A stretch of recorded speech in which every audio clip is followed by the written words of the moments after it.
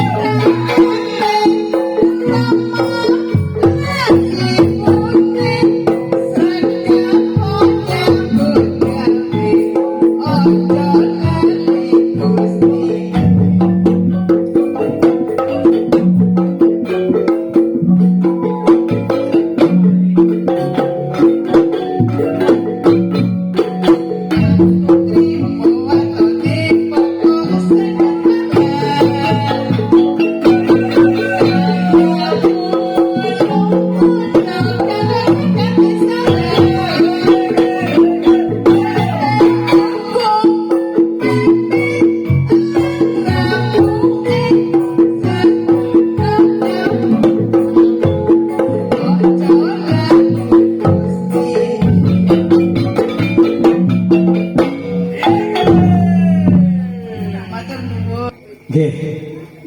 Sabar.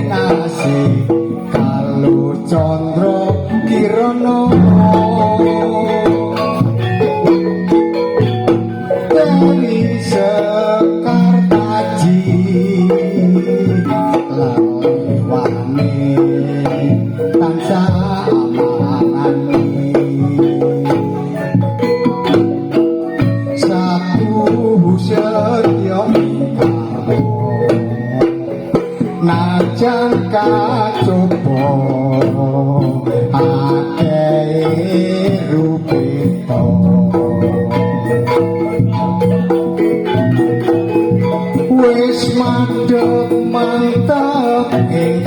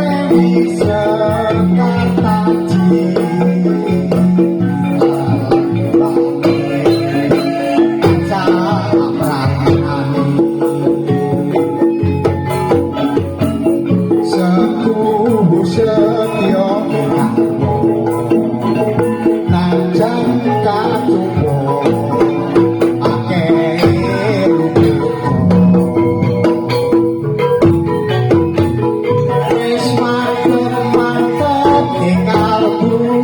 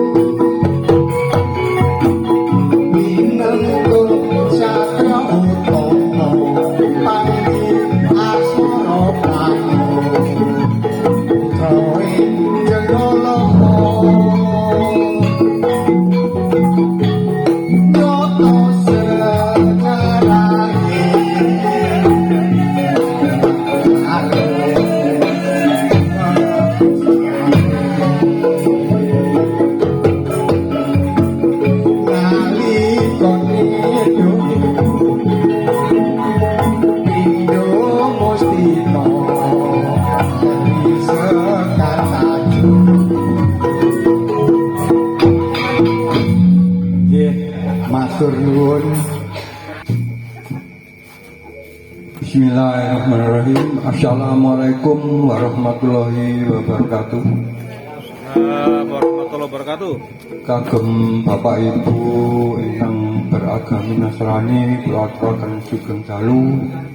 Mugi Gusti tansah memberkati dumateng kula panjenengan sedaya. Amin. Alhamdulillahirabbil alamin wa bihi nasta'in wa ala umuri dunya waddin. Wala haula wala quwata illa billahil aliyil azim. Amma ba'du.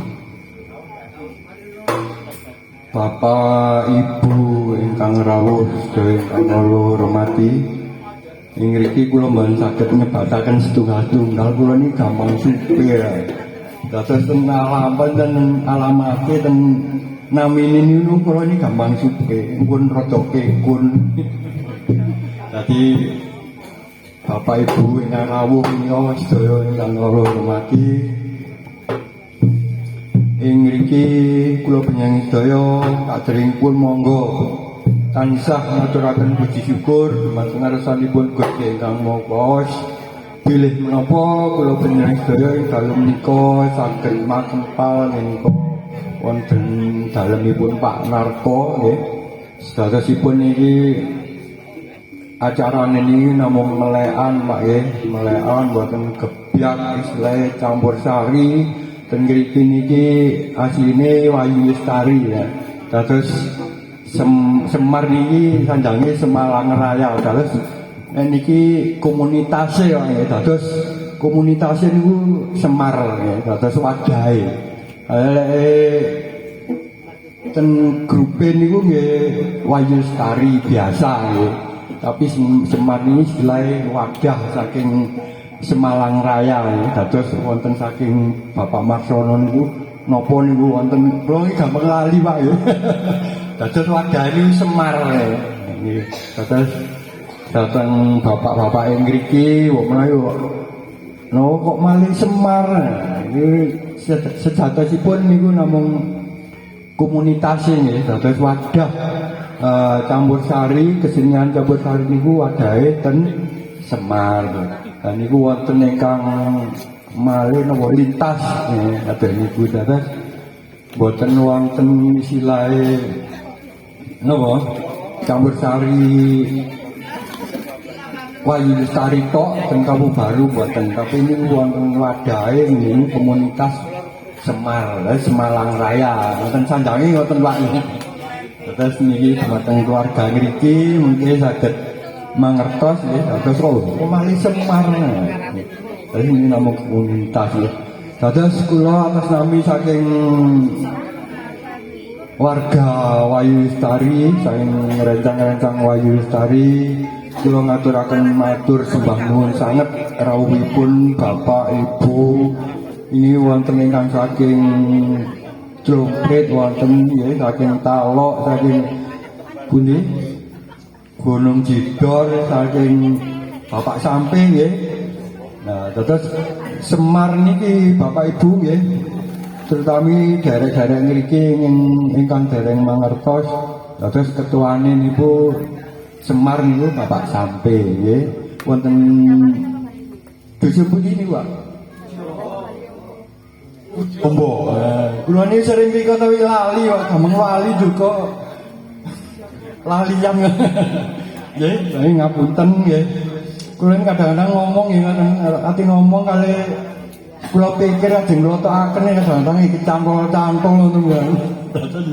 Ngapunten dados kula pindah malih matur nuwun dumateng Bapak Ibu ingkang saged rawuh wonten dalemipun Pak Narko menika. Dados menika acarane namung istilahé melekan nggih, malam nyambut tahun baru.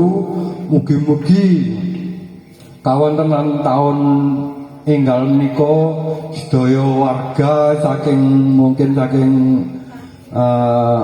Muslim, saking Nasrani, mugi-mugi tahun ngajeng niki dipun paringi teguh, rahayu, slamet, panjang umur sedanipun sak keluarganipun sedaya, sak lamun-lamunipun nggih.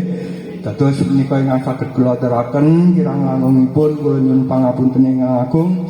Kula akhiri wa billahi taufiq wal hidayah. Wassalamualaikum warahmatullahi wabarakatuh. Nggih, matur nuwun Bapak Marimin sesepuh campur sari Wahyu Lestari. Saya juga kita panggil Katang kula Bapak Budi Wijaya menika ugi wakile Semar Seniman Malang Raya tiange ganteng lah niki pakaiane April sak niki cemeng gantenge tetep pancet ya monggo aturan. Matur nuwun Bapak Narto wekdal dipun paringaken dhateng kula saderengipun dilanjutaken Bapak Ibu dalem minangka sekretarisnya Semar, wakilnya Pak Sumarsono nggih. Supados kula mboten redeg Bapak Ibu niki wau kula didadak wis sampeyan tutukno. Ka sanjange Pak Narto. Pak Narko mosok aku tok bawit. Tak nyuwun gending rumiyin Pak, jane gak adem nggih. Kedanan. Oh sampun kalau wau. Oh nggih. Nggih.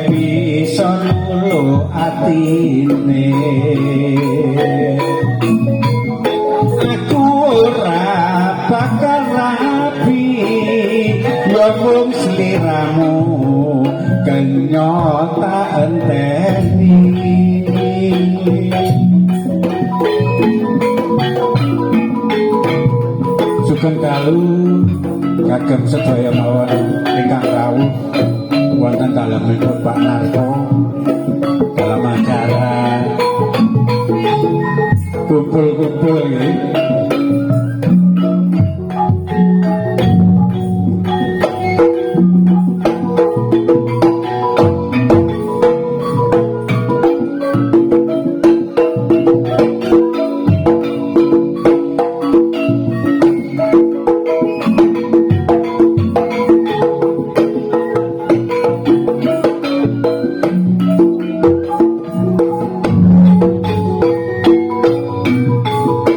Sapa sing ora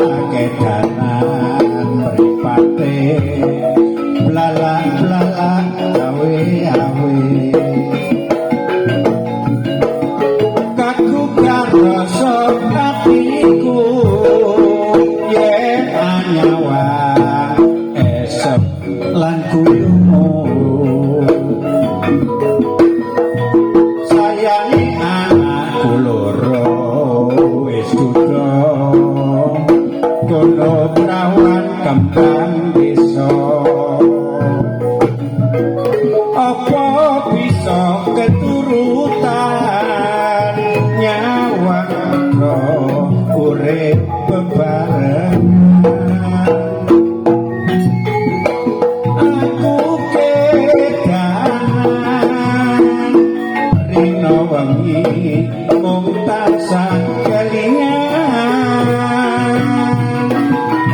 kedanan perawan ibarate kodhok gayulitan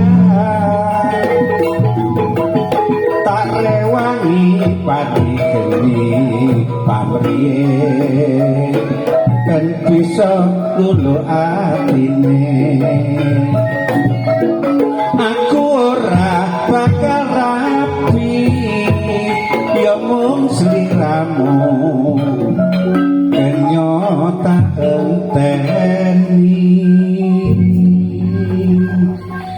matur nuwun menika wau kangge pambuka kula nggih supaya gak redeng maneh nggih Pak Nartoko nggih salajengipun dalem suwun minggah dhateng panggung menika wonten pagelaran inggih menika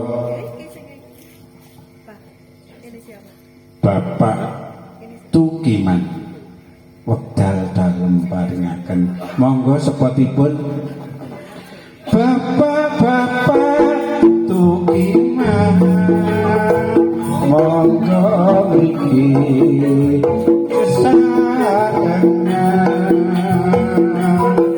lepas campur sari monggo mriki Bapak Tukiman langsung monggo Pak kedik napa Pak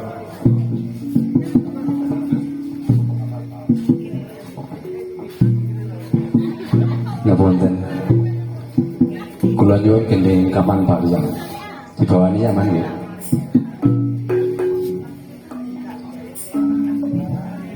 bebu janganku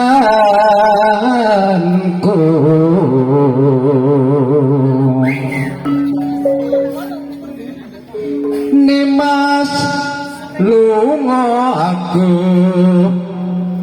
melu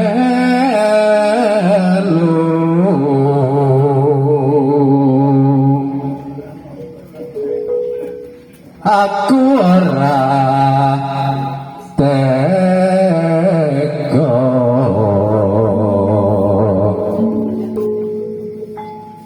tak suwun enggal liya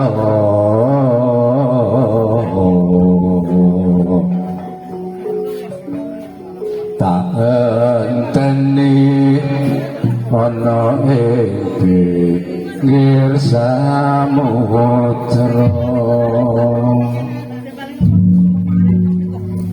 rina wangi aku eling lelakon kuwi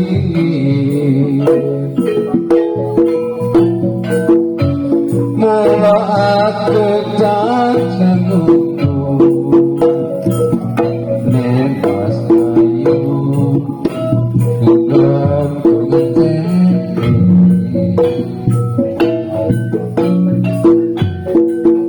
nimas lunga tak anteni ing pinggir samudra mula aku tansah nunggu aku ngerti sapa sejatiku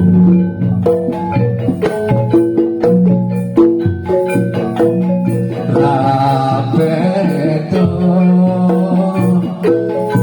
lakone si para Pandhawa rekasane isih muda bisa mungki menang Bratayuda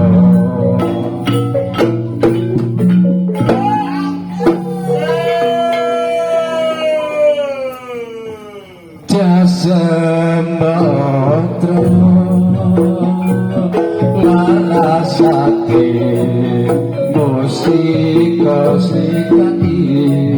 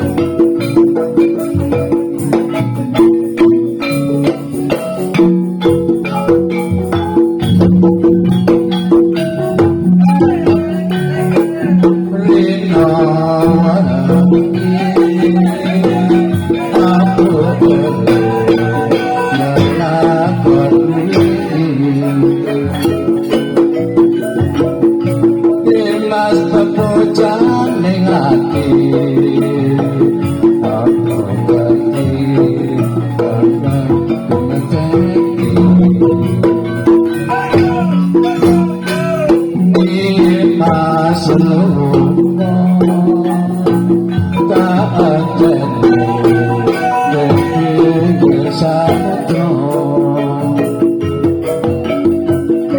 kula aku tansah nunggu aku ngerti sapa sejati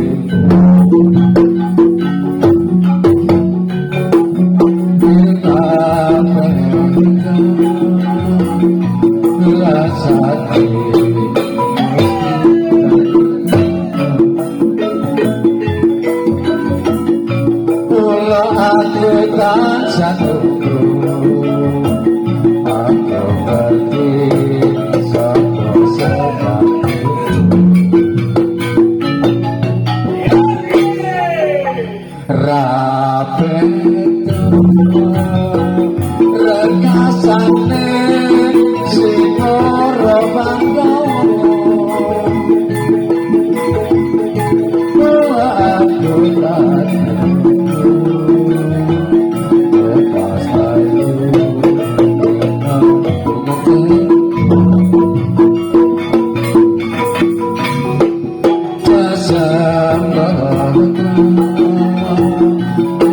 Sati mesti kasih hati Naraya